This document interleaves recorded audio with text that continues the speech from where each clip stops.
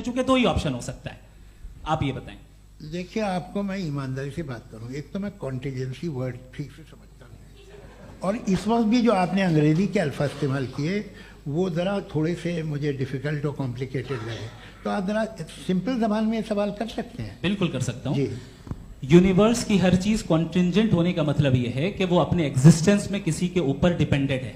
जो भी चीज डिपेंडेंट होगी वो चीज इंडिपेंडेंट नहीं हो सकती, तो उसका कोई ना कोई कॉज होगा।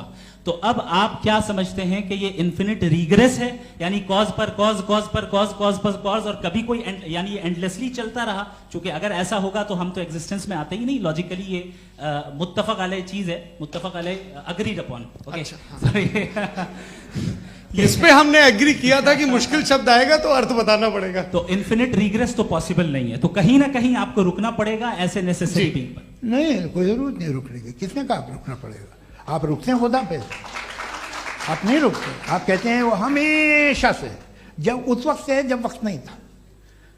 आप कहाँ रुकते हैं कि अब हुआ था वो? आप नहीं कहते। हम क्यों नहीं मान सकते कि यूनिवर्स जो है और बल्कि मल्टीवर्सेस जो है वो हमेशा से हैं, वो बनती है, बिगड़ती है।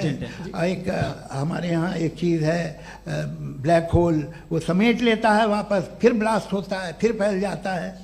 और इसमें हमारी तो खैर कोई औकात ही नहीं है इंसान की। एक छोटे से ज़र्रे पे हम 50-60 साल की उम्र रखते हैं, जो करोड़ों अरबों साल की कायनात है उसमें, और पैदा भी नहायत ही बेहुदा वजह से हुए थे। तो इसमें ये सोचना कि इसकी वजूहात और ये क्यों है, ये डिपेंडेंट है, ये हम देख रहे हैं। क्या मालूम? आप सोचिए कि ये जो फैल रही है कायनात, ये कहाँ फैल रही है, ये कहाँ जा रही है, और ये फैल क्यों रही है? अरे बना ली थी तुमने, रुको भैया, काफ़ी है। ये फैल क्यों रही है? ये और कौन सी कायनात जिसे मैं दूरबीन से देखता हूँ तो 2 बिलियन लाइट ईयर पे है, उससे मेरा कोई वास्ता ही नहीं है। 2 बिलियन ईयर यानी अगर मैं 80,000 माइल्स पर सेकेंड से चलूं तो 20 करोड़ साल में वहां पहुंच जाऊंगा। इसकी जरूरत क्या थी?